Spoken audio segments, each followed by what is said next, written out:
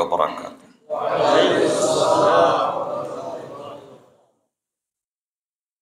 الحمد لله وكفى وسلام على عباده الذين اصطفى أما بعد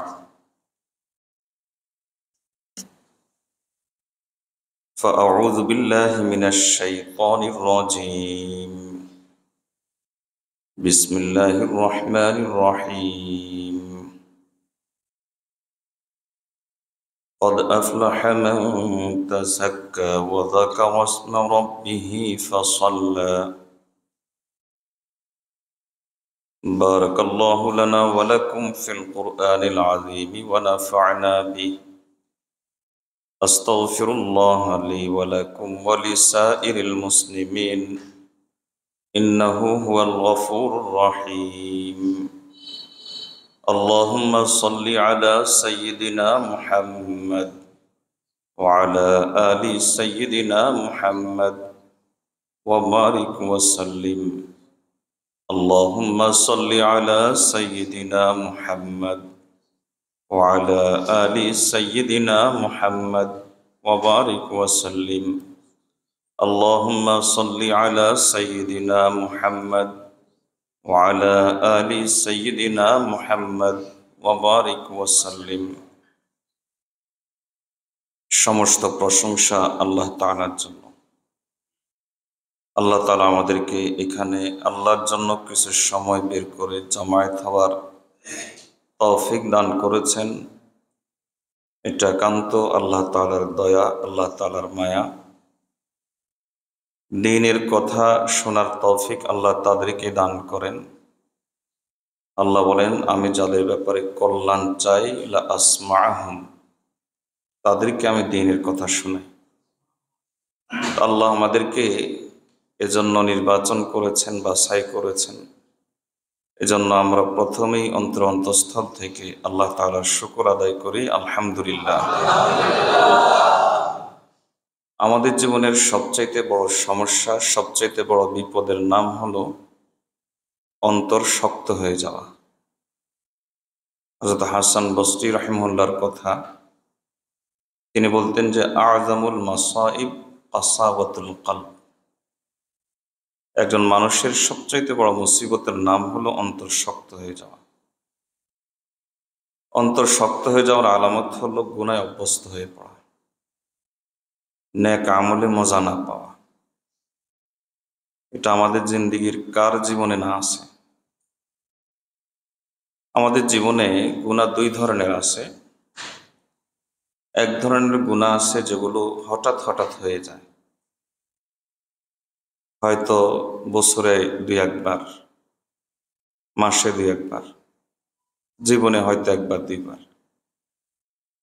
আর কিছু গুনাহ আছে এমন যে গুনাহগুলোতে আমরা বিভিন্ন নেক আমলের উসিলা মাফ করে দেন। যেমন আপনারা এখানে নামাজ পড়ার জন্য এসেছেন, নামাজ পড়েছেন আপনারা, আলহামদুলিল্লাহ। হাদিসে এসেছে রাসূলুল্লাহ সাল্লাল্লাহু আলাইহি ওয়াসাল্লাম বলেন, আলা আদুল্লুকুম ইলা আমালিন মা ইয়ামহুল্লাহু বিহিল খাতায়া ওয়া ইয়ারফাউ বিহিদ দারাজাত। ক্বালু বালা ইয়া রাসূলাল্লাহ। ক্বালা ইসবাগুল ওয়াদুই ইনদাল মাকারি ওয়া কাসরাতুল খুতা ইলাল মাসাজিদ ওয়া ইনতিজারুস সালাতি বা'দাস সালাহ ওয়া যালিকুমুর রিবাত ওয়া যালিকুমুর রিবাত ওয়া যালিকুমুর রিবাত।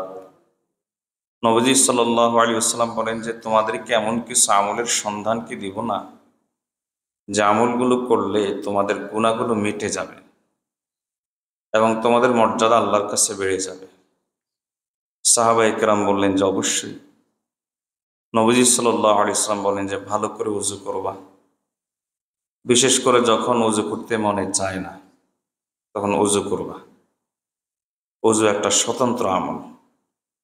আর ওযু অবস্থায় কোনো ব্যক্তি যদি মারা যায়, হাদিসে এসেছে মা তাআলা শাহাদাতি, আল্লাহ তাআলা তাকে শাহাদাতের মওত দান করেন। এজন্য আমাদের সালাফদের একটা অভ্যাস ছিল যে তারা সবসময় তাদের সঙ্গে ওযুর পাত্র রাখতেন। মেসওয়াক, ওযুর পাত্র, এগুলো রাখা, এটা তাদের অভ্যাস ছিল। তো যাই হোক, নবীজি সাল্লাল্লাহু আলাইহি ওয়াসাল্লাম বলেন যে ভালো করে ওযু করবা যখন ওযু করতে মনে চায় না। এই আমলটা তোমাদের গুনাহ কমাবে, গুনাহ মিটিয়ে দিবে, আর এই আমলটা তোমাদের মর্যাদা বাড়িয়ে দিবে। আর আরেকটা আমল নবীজি সাল্লাল্লাহু আলাইহি ওয়াসাল্লাম বলেন যে কাসরাতুল খুতা ইলাল মাসাজিদ, মসজিদে বেশি বেশি করে আসা যাওয়া করবা। এমনিতে একটা প্রসিদ্ধ হাদিস আছে, রাসূলুল্লাহ সাল্লাল্লাহু আলাইহি ওয়াসাল্লাম বলেন কিয়ামতের দিন আল্লাহ তাআলা 7 ধরনের লোককে তার আরশের নিচে ছায়া দিবেন। তার মধ্যে এক শ্রেণী হলো ওয়ারাজুলুন কলবুহু মুআল্লাকুম বিল মাসাজিদ ইযা খারাজা মিনহা হাত্তা ইয়াউদা ইলাইহা, যে ব্যক্তির অন্তর সবসময় মসজিদের সাথে থাকে, শরীর প্রয়োজনে মসজিদ থেকে বের হলেও অন্তর তার মসজিদে থেকে যায়। অন্তর তার মসজিদের সাথে আছে, এটার আলামত কি? সে মসজিদে আসা যাওয়া ঘন ঘন করে। নবীজি সাল্লাল্লাহু আলাইহি ওয়াসাল্লাম বলেন যে যে ব্যক্তি মসজিদের সাথে এই সম্পর্কটা রাখতে পারে, আল্লাহ তাআলা তার গুনাহগুলো মিটিয়ে দেন, আর আল্লাহ তাআলা তার মর্যাদা বাড়িয়ে দেন। আর আরেকটা আমল ইন্তেজারুস সালাতি বাদাস সালাহ, এটার সম্পর্ক মসজিদের সাথে। এক নামাজের পর আরেক নামাজের জন্য মনের দিক থেকে অপেক্ষা করতে থাকা। হযরত মুফতি শফি রহমতুল্লাহ আলাইহি হাকিমুল উম্মত মুজাদ্দিদে মিল্লাত শাহ আশরাফ আলী থানভী রাহিমাহুল্লাহর খলিফা ছিলেন। মুফতি শফি রহমতুল্লাহ আলাইকে জিজ্ঞেস করা হয়েছে, এক ব্যক্তি তার কাম কাজ কম, অবসর, সে বাসায় বসে থেকে কি করবে, এজন্য মসজিদে এসে সময় কাটায়। আর আরেক ব্যক্তি ব্যস্ত মানুষ, ধরেন দোকানদার, ব্যবসায়ী, খুব ব্যস্ত, মসজিদে তার এত আসার, এতক্ষণ বসে থাকার তার সুযোগ থাকে না, কিন্তু আজান হওয়ার সাথে সাথে তার মনটা আনচান হয়ে যায়। তখন সে কখন মসজিদে আসবে এই চিন্তা তার থাকে, এজন্য আজান হওয়ার সাথে সাথে সে মসজিদে চলে আসে, অন্তত জামাতের সাথে সে নামাজটা আদায় করে নেয়। আবার যেহেতু বেশি ব্যস্ততা আছে, এই ব্যস্ততার কারণে আবার সে নামাজ পড়ে চলে যায়। এই দুই ব্যক্তির মধ্যে কোন ব্যক্তি আল্লাহর কাছে প্রিয়? মুফতি শফি রহমতুল্লাহ আলী বলেন, যে ব্যক্তি শত ব্যস্ততার মাঝেও মসজিদ ভুলে না, যে ব্যক্তি শত ব্যস্ততার মাঝেও আল্লাহকে ভুলে না। রিজালুন লা তুলহিহিম তিজারাতুন ওয়ালা বাইউন আন যিকরিল্লাহ, আল্লাহ বলেন আমার কিছু বান্দা আছে এমন, ব্যবসা বাণিজ্য, দুনিয়ার কাজ কারবার আমার স্মরণ থেকে তাকে গাফিল করতে পারে না, বরং শত ব্যস্ততার মাঝেও সে আমার কথা মনে রাখে। এজন্য যখন আমি ডাক দেই হাইয়া আলাস সালাহ বলে, তখন সে সঙ্গে সঙ্গে আমার ডাকে সাড়া দেয়, চলে আসে। এই যে এই বান্দাগুলো, আল্লাহ তাআলা কিয়ামতের দিন তাদেরকে আরশের নিচে ছায়া দেবে। दुनिया की मशगलों में भी वो बाखुदा रहे, सबके साथ रह कर भी सबसे जुदा रहे। আল্লাহর আরিফ বলেন, দুনিয়ার মধ্যে এমন কিছু লোক আছে শত ব্যস্ততার মাঝেও সে আল্লাহর সাথে থাকে, সকলের সাথে থেকেও সে সকল থেকে আলাদা থাকে। বাহ্যিক দৃষ্টিতে সে ব্যবসায়ী, কিন্তু তার অন্তর পড়ে থাকে আল্লাহর সাথে। বাহ্যিক দৃষ্টিতে সে দুনিয়ার কাজে ব্যস্ত, কিন্তু তার অন্তর পড়ে থাকে আল্লাহর সাথে। রাবিয়া বসরিয়া রহমতুল্লাহ আলাইহি কত চমৎকার করে বলেন যে আমার জবান যখন মানুষের সাথে কথা বলে, তখন আমার দিল কথা বলে আল্লাহর সাথে। এটাই হলো একজন মুমিনের পরিচয়। সব সময় সে মসজিদের সাথে তার অন্তরটাকে লাগিয়ে রাখে। এটা যদি সে করতে পারে, তাহলে আল্লাহ তাআলা তার গুনাহগুলোকে মিটিয়ে দেন, আর আল্লাহ তাআলা তার মর্যাদা বাড়িয়ে দেন। গুনাহ মিটে যায়, মর্যাদা বেড়ে যায়। তাহলে এই হাদিস থেকে আমরা বুঝলাম যে আমাদের কিছু গুনাহ আছে এমন, যে গুনাহগুলো বিভিন্ন নেক আমলের মাধ্যমে মিটে যায়। এর বিপরীতে কিছু গুনাহ আছে এমন যে এই গুনাহগুলোই কিয়ামতের দিন ঈর্ষ হবে। এই গুণাগুলি কিয়ামতের দিন আমাদের জাহান্নামে যাওয়ার কারণ হবে। ধরেন দুইজনের মধ্যে সম্পর্ক ছিল বন্ধুত্বের, এখন কোনো কারণে আলাদা হয়ে গেছে। তা এই আলাদা হয়ে যাওয়ার কারণ অনেকগুলো থাকতে পারে, কিন্তু যখন বলা হয় কেন আলাদা হয়েছ, সব কারণ বলে না, দুই একটা বলে যে এই কারণে। তার সাথে সম্পর্কটা কেন রাখবে? স্বামী স্ত্রীর সম্পর্ক ছিল, আল্লাহ সকলের দাম্পত্য জীবনকে সুখী করুন। তো ধরেন কোনো কারণে আলাদা হয়ে গেছে, তখন সালিশে বসলে যদি জিজ্ঞেস করে ভাই আলাদা কেন হলো, সব কারণ বলে না, দুই একটা বলে। কিয়ামতের দিন আল্লাহ তাআলা আমাদের সব কারণগুলো উল্লেখ করবেন না, কারণ আল্লাহ তাআলা অধিকাংশ গুনাহ আল্লাহ নিজ ইচ্ছাতে নিজ দয়া আমাদের ক্ষমা করে দিবেন। তবে কিছু গুনাহকে আল্লাহ ইস্যু বানিয়ে ফেলবেন। আল্লাহ বলবেন যে এই গুনাহটার কারণে আমি তোকে জাহান্নামে দিচ্ছি, এই গুনাহটার কারণে তোর আজ এই অবস্থা। প্রশ্ন হলো সেই গুনাহগুলো কোনগুলো? আল্লাহ তাআলা কোরআন মজিদের মধ্যে সেই গুনাহগুলোর পরিচয় দিচ্ছেন, যে কিছু গুনাহ আছে এমন যে শুরু করেছে প্রথম, শুরু করার পরে একটু মজা পেয়ে গেছে, এবার এই মজা পেয়ে আবার ওই গুনাহটা করলো, মজা পেয়ে গেছে, আবার করলো, আবার করলো, আবার করলো, এরপর অবস্থা হয়ে গেছে এরকম আহাতাত বিহি খাতিআতুহু, এই গুনাহটা তার চারিদিক ঘিরে ফেলেছে। এই গুনাহটা থেকে এখন সে বের হতে পারছে না, সেই গুনাহটা থেকে আর কোনোভাবেই সে নিষ্কৃতি পাচ্ছে না। বারবার বারবার বারবার, দিনের পর দিন, রাতের পর রাত, বছরের পর বছর, মাসের পর মাস সে গুনাহটা করেই যাচ্ছে। আল্লাহ বলেন উলাইকা আসহাবুন নারি হুম ফিহা খালিদুন। আল্লাহ বলেন যে কিয়ামতের দিন এই গুনাহটাই ইস্যু হবে, এই গুনাহটাই কারণ হবে জাহান্নামে যাওয়ার। তাহলে বোঝা গেল যে আমাদের জীবনে এমন কিছু গুনাহ আছে যে গুনাহগুলো ইস্যু হয়ে যায়, জাহান্নামে যাওয়ার কারণ হয়ে যায়। এখন প্রশ্ন হলো যে আমাদের জীবনে এই গুনাহগুলো কেন আসে, কেন আমি এই ধরনের গুনাহ ছাড়তে পারি না? এটা একটা কারণ তো আছে। ডাক্তারের কাছে যদি আপনি যান, কেন আপনার জ্বর হয়েছে, ডাক্তার কারণ বলে, ঠান্ডা লাগাইছেন না, জিজ্ঞেস করে। আপনি ডাক্তারের কাছে গিয়েছেন, পেটের সমস্যা হয়েছে, ডাক্তার কারণ বলেন, উল্টাপাল্টা খাইছেন না, তাহলে পেট অসুখ এটা মূল সমস্যা না। মূল সমস্যা হলো যেই কারণে পেটে অসুখ হয়েছে। তাহলে ডাক্তারের কাছে যাওয়ার পরে জ্বরের কথা বলার পর জ্বরটা মূল সমস্যা না, মূল সমস্যা হলো যেই কারণে জ্বর সৃষ্টি হয়েছে। বাস্তব কথা হলো এই যে গুনাহটা মৌলিকভাবে কোনো সমস্যা না। আমি আপনাদেরকে জিজ্ঞেস করি, আপনারা একটু কষ্ট করে বললেন তো, ইবলিস কি এখন আছে, আগে ছিল না নাকি?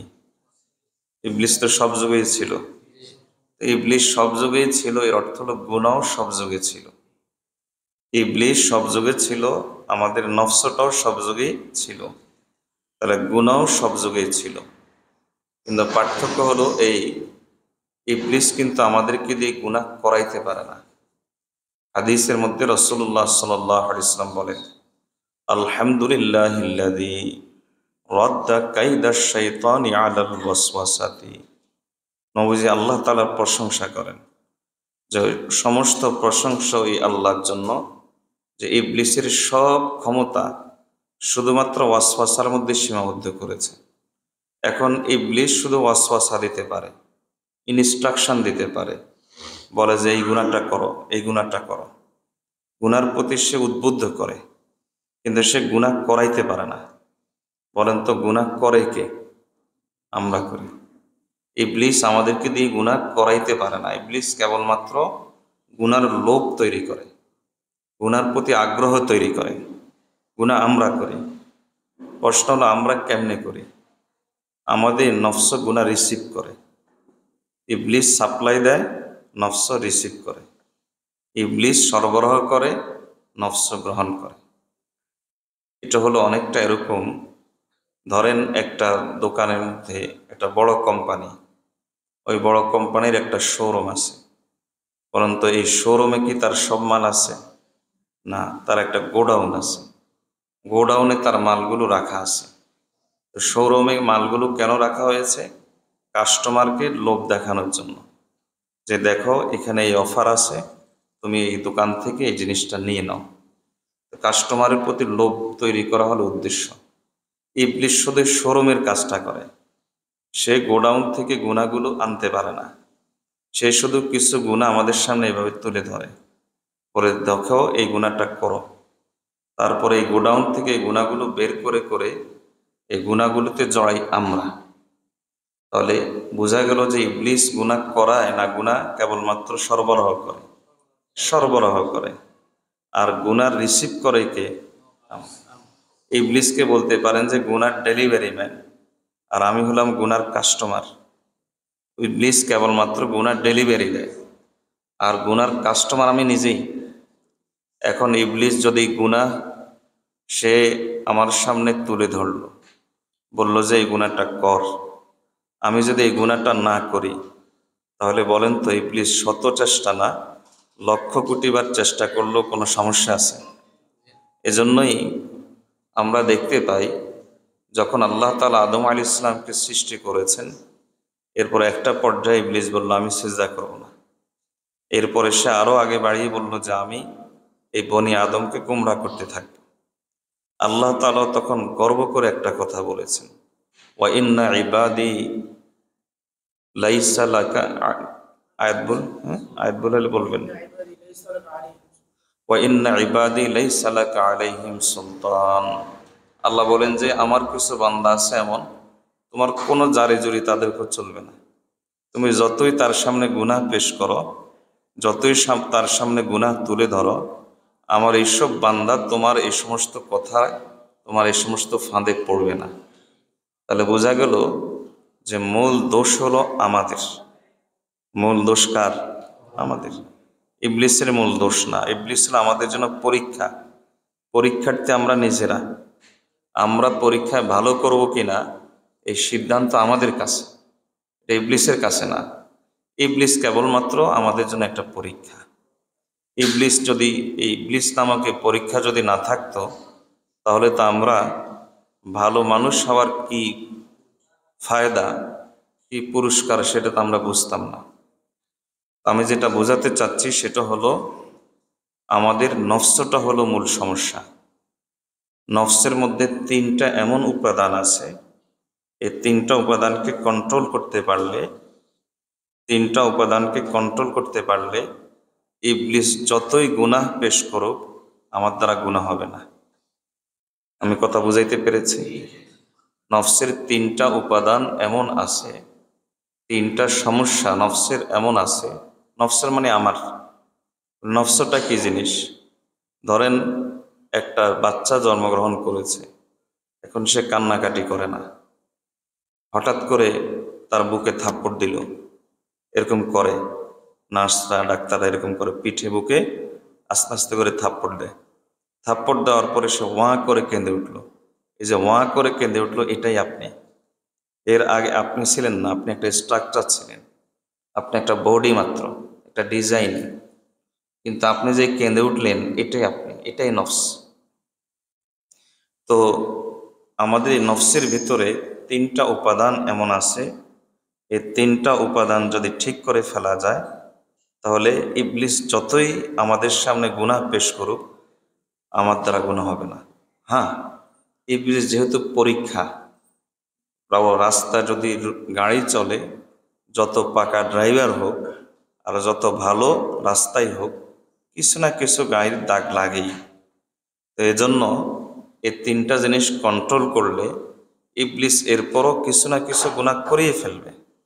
জগতে এমন কেউ নাই যে এই কথা বলতে পারে নবীগণ ছাড়া, যা আমার দ্বারা কোনো গুনাহ হয় নাই। হাকিমুল উম্মত মুজাদ্দিদ মিল্লাত শাহ আশরাফ আলী থানভী রহিমহুল্লাহ বলতেন, যে ব্যক্তি বলে যে আমার দ্বারা কোনো গুনাহ হয় নাই, আমার গুনার চিন্তা অন্তরে আসে না, তাহলে সেই ব্যক্তি হয় শয়তান আর নথায় ফেরেশতা। শয়তান মানেই লোকটা মিথ্যা কথা বলে, আর ফেরেশতা মানে গুনাহ চিন্তা আসার যে যোগ্যতা, ওটা দিয়ে আল্লাহ তাআলা তাকে তৈরি করেন নাই। আল্লাহ তাআলা তার অন্তরে গুনার চিন্তাটা দেনই নাই। তা আমরা যেহেতু মানুষ, যুগের আব্দুল কাদের জিলানি হোক, আর বাইজিদ বোস্তামি হোক, আর জুনায়েদ বাগদাদি হোক, যেই হোক না কেন তার অন্তরে গুনাহ চিন্তা আসে। পার্থক্য হলো আল্লাহর ওলিরা এটাকে কন্ট্রোল করে গুনাহটা করে না, আর আমরা এই গুনাহটাকে কন্ট্রোল করি না। আমরা ইবলিস বলেছে করো, আমরা করে ফেলি। এ হলো পার্থক্য। আল্লাহর ওলিদেরকে ইবলিস ধোঁকা দিতে চায় নাই যে এমন নয়, বরং মৌলভী কা শয়তান মৌলভী হতা হ্যায়। মুফতি শফি রহমতুল্লাহ আলের কথা যে মৌলভী সাহেবের শয়তান মৌলভী সাহেব হয়। যে যে টাইপের শয়তান তাকে ওইভাবেই ধোঁকা দেওয়ার চেষ্টা করে, কিন্তু তারা ইবলিসের ধোঁকায় পড়ে নেই, আর আমরা ইবলিসের ধোঁকায় পড়ে যাই। এই হলো পার্থক্য।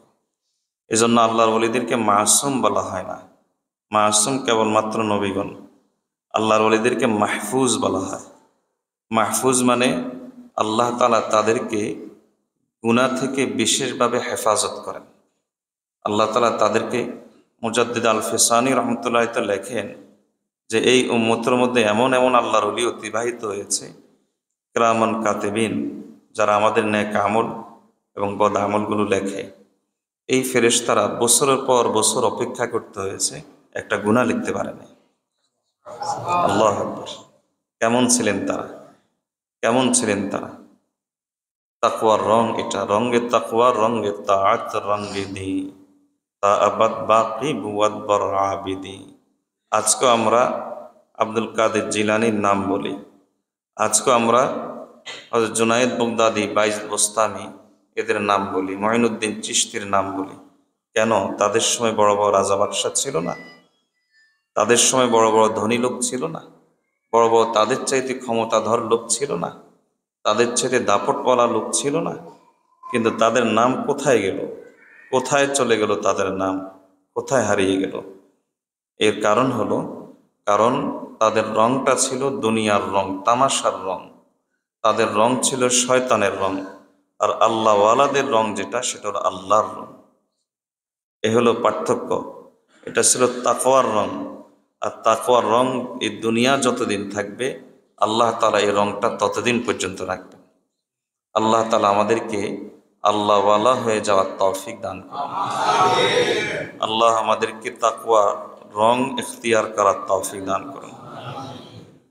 কি যেন বলতেছিলাম? যেটা বলতেছিলাম সেটা হলো এই যে ইবলিস যতই আমার সামনে গুনাহ পেশ করুক, তিনটা জিনিসকে যদি আমরা কন্ট্রোল করতে পারি, তাহলে ইবলিস হাজারবার গুনাহ পেশ করলো আমাদেরকে দিয়ে গুনাহ করাইতে পারবে না, গুনাহ করাইতে পারবে না। এখন প্রশ্ন হলো ওই তিনটা জিনিস কি? হযরত হাতিম আল আসাম রাহিমাহুল্লাহ বলেন, আসলুল মাসিয়াতি সালাস। তিনি বলেন ইবলিস যত ধরনের গুনাহ তোমার সামনে পেশ করে, গুনাহ বলতে যা কিছু আছে, এই যে কুদৃষ্টি দিলেন, এটা একটা গুনাহ। বেঈমান কাফেররা কুফরি করে, ওটা একটা গুনাহ। কিন্তু দুই গুনার অবস্থান তো সমান না, কিন্তু দুটাই গুনাহ। এই ছোট গুনাহ থেকে শুরু করে কুফরির গুনাহ পর্যন্ত, বড় বড় গুনাহ পর্যন্ত সব গুনাহ। সব গুনার মূল উপাদান আমাদের নফসের তিনটা সমস্যা। এই নফসের এই তিনটা সমস্যার কারণেই ইবলিস যা দেয় তাই নেই, ইবলিস যা বলে তাই করি, ইবলিস যেভাবে বলে সেভাবেই চলি। সেই তিনটা জিনিস কি? তিনি বলেন যে, এক নম্বর আল কিবরু ওয়াল হিরসু ওয়াল হাসাদ। এক নম্বর হলো অহংকার। বলেন এক নম্বর কি?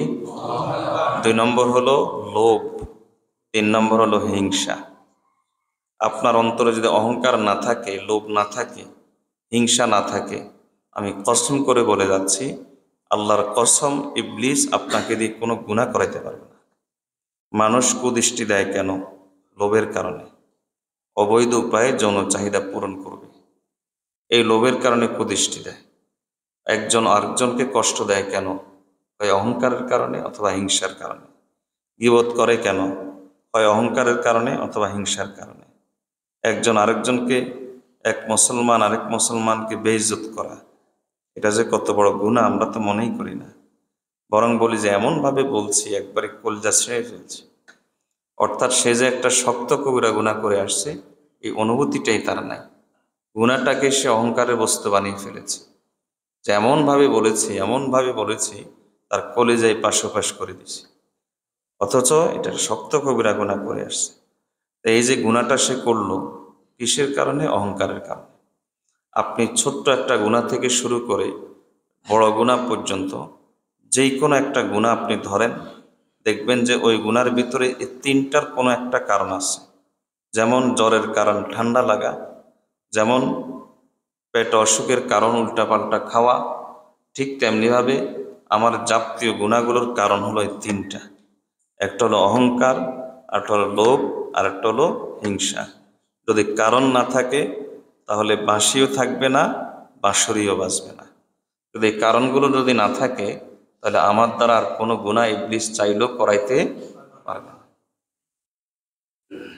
হাতিম আল আসাম রহমতুল্লাহ আলাইহি বলেন যে প্রত্যেক গুনার মূল উপাদান তিনটা।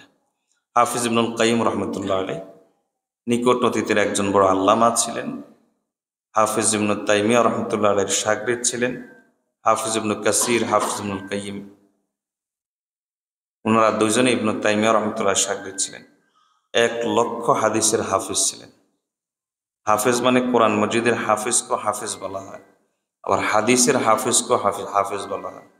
1,00,000 হাদিস মুখস্থ থাকলে তাকে হাফিজ হাদিস বলা হয়।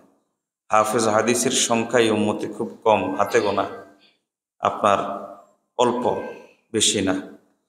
হাফিজ ইবনুল কাইয়িম রহমতুল্লাহ আলাইহি হাফিজ হাদিস ছিলেন। তিনি বলেন যে উসুলুল খাতায়া কুল্লুহা সালাসা, যত ধরনের ভুল আছে, গুনাহ আছে, সব গুনাহগুলোর মূল উপাদান তিনটা। 1 নম্বর আল কিবরু ওয়াল হিরসু ওয়াল হাসাদ, 1 নম্বর অহংকার, আর 2 লোভ, 3 হিংসা। বলেন তো আগের কথার সাথে এই কথা ভিন্ন না এক? বলেন না ভিন্ন না এক? একটা রোগ সম্পর্কে, একজন রোগী সম্পর্কে সব ডাক্তার যদি এক কথা বলে তাহলে ওই রোগটা তখন সম্ভাবনাময় থাকে না, তখন এটা ডিফারেন্ট কারণ থাকে না, তখন এটা ডেফিনিট কারণ হয়ে যায়। এটাই তাহলে বোঝা গেল যে যখন বলা হলো হাতিমুল আসাম রহমতুল্লাহ আলাইহি, তিনিও সেই হিজরি 3য় শতকের একজন আলেম। হিজরি 3য় শতক মানে আজ থেকে প্রায় 1200-1300 বছর আগের একজন আলেম। হাফিজ ইবনুল কাইয়িম রহমতুল্লাহ আলাইহি ওনারা দুইজনেই বললেন যে সব গুনার মূল কারণ হলো তিনটা। একটা হলো অহংকার, আর একটা হলো হিংসা, আর একটা হলো লোভ। না, সিরিয়াল ভেঙে গেছে। ওনারা যে সিরিয়ালে বলেছেন সেটা হলো 1 নম্বর অহংকার, 2 নম্বর লোভ, 3 নম্বর হিংসা। এখন বলতে পারেন যে ওনারা তো এই উম্মতের বরেণ্য আলেম, ঠিক আছে, আপনি সাহাবা ইকরাম থেকে কোনো কথা এ বিষয়ে আনতে পারবেন কিনা? দেখেন হযরত আব্দুল্লাহ ইবনে মাসউদ রাদিয়াল্লাহু তাআলা, আমরা যে হানাফি মাযহাবের প্রতিষ্ঠা হলো এই উনার উপর। আব্দুল্লাহ ইবনে মাসউদ রাদিয়াল্লাহু তাআলা নবীজি সাল্লাল্লাহু আলাইহি ওয়াসাল্লামের পরিবারের সদস্যের মতো তিনি ছিলেন। সাহাবা ইকরাম বলতেন, আমরা অনেক দিন পর্যন্ত মনে করতাম যে আব্দুল্লাহ ইবনে মাসউদ নবীজির ছেলে কেউ হবে, নবীজির সন্তান কেউ। নবীজির পরিবারে তার এরকম আসা যাওয়া ছিল। নবীজির জুতা বহন করতেন, মেসওয়াক বহন করতেন। তো হযরত আব্দুল্লাহ ইবনে মাসউদ রাদিয়াল্লাহু তাআলা ফকিহ হাদিল উম্মাহ, এই উম্মতের সবচেয়ে বড় ফকিহ ছিলেন হযরত আব্দুল্লাহ ইবনে মাসউদ রাদিয়াল্লাহু তাআলা। এখানে একটা প্রাসঙ্গিক কথা বলি, এই কথাটা আবার মূল কথা চলে আসব। আব্দুল্লাহ ইবনে মাসউদ রাদিয়াল্লাহু তাআলা আনহু উনি যে ইলম শিখেছেন, সে ইলম কার থেকে শিখছেন বলেন তো কার থেকে শিখছেন? নবীজি সাল্লাল্লাহু আলাইহি ওয়াসাল্লাম থেকে। এরপর আব্দুল্লাহ ইবনে মাসউদ রাদিয়াল্লাহু তাআলা যাদেরকে ইলম শিখাইছেন, যাদেরকে ইলম শিখিয়ে গেছেন, যেমন ইব্রাহিম নাখাই, তো ওনারা কার থেকে ইলম শিখছেন বলেন? আব্দুল্লাহ মাসউদ। তো এটা নবীজি থেকে যে ইলম শিখছেন আব্দুল্লাহ মাসউদ তাদেরকে ভিন্ন কিছু শিখাইছেন না ওইটাই শিখাইছেন? এরপরে ওনার থেকে শিখছেন ইমামে আবু হানিফা রহমতুল্লাহ আলাইহি। ইমামে আবু হানিফা রহমতুল্লাহ আলাইহি ওই ইলম শিখছেন যেটা নবীজি থেকে আসছে না ভিন্নটা? কথা বুঝাইতে পারেনি? তাহলে যারা বলে যে হানাফি মাযহাব এটা হাদিসে নাই, তাদের চাইতে বোকা জগতে আর কেউ নেই।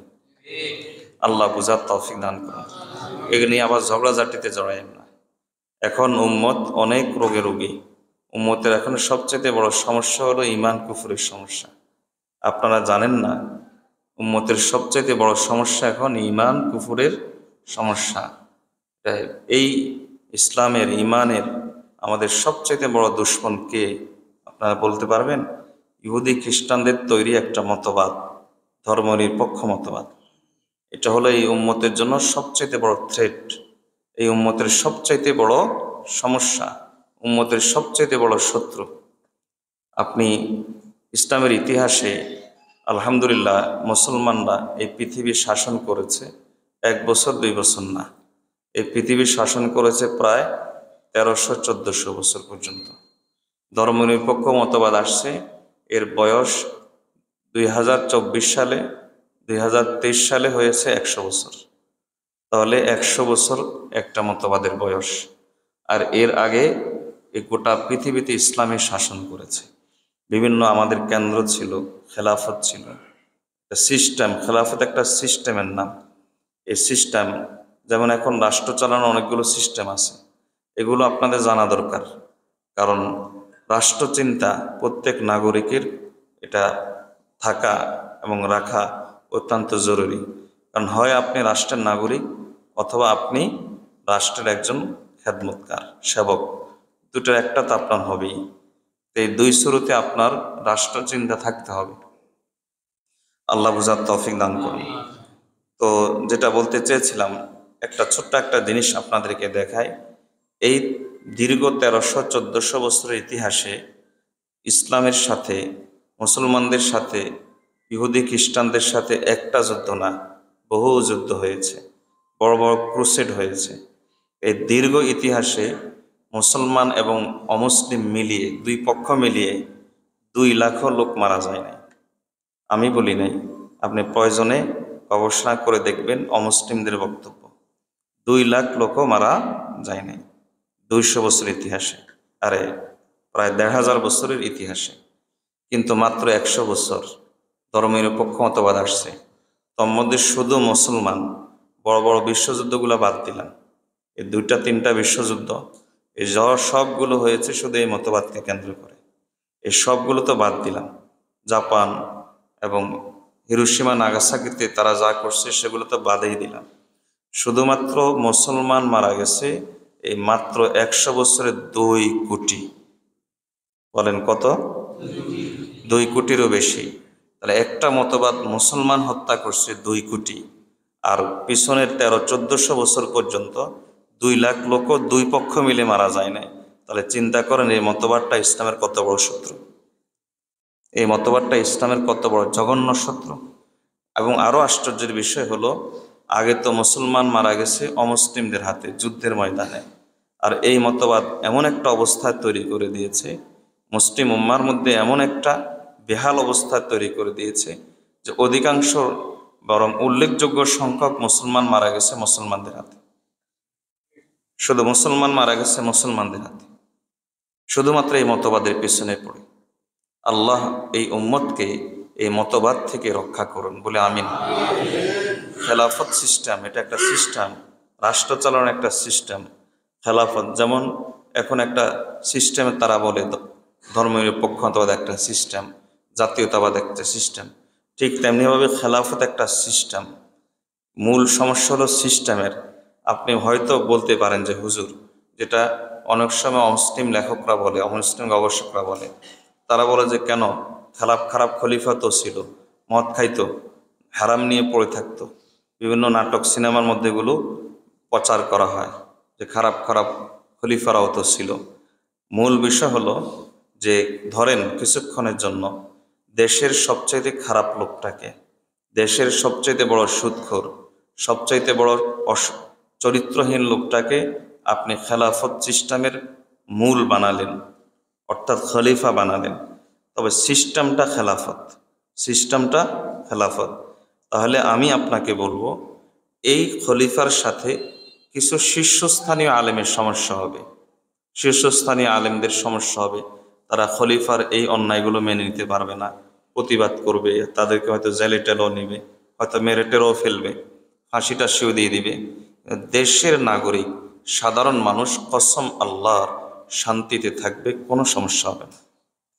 আর যে সিস্টেমে এখন আমরা আছি, এই সিস্টেমে আমি আপনাকে বলি, এই সিস্টেমে যদি দেশের ধরেন সবচাইতে বড় সৎ মানুষটাকে, সবচাইতে ভালো মানুষটাকে, আব্দুল কাদের জিলানির চরিত্রের লোকটাকে যদি প্রধান বানায়, তাহলে কসম আল্লাহর এই লোকটাও কিছুকাল পর স্বৈরাচার হতে বাধ্য হবে। তা মূল হলো কি? সিস্টেম। মূল হলো কি? মানুষের বানানো সিস্টেম আর আল্লাহর বানানো সিস্টেম। যিনি এই দুনিয়া সৃষ্টি করেছেন তার সিস্টেম সুন্দর না মানুষের বানানো সিস্টেম সুন্দর? চিন্তা করেন, এই খেলাফত সিস্টেমে অনেক ফায়দা, অনেক অনেক দিক আছে। আমি শুধু একটা দিক বলি। খেলাফত সিস্টেমের একটা বড় বৈশিষ্ট্য হলো বিচার ব্যবস্থা। আমাদের এখন হাইকোর্ট আছে, সুপ্রিম কোর্ট আছে, জজ কোর্ট আছে। প্রথমে জজ কোর্ট, সুপ্রিম হাইকোর্ট, এবারে সুপ্রিম কোর্ট, কোর্টের শেষ নাই।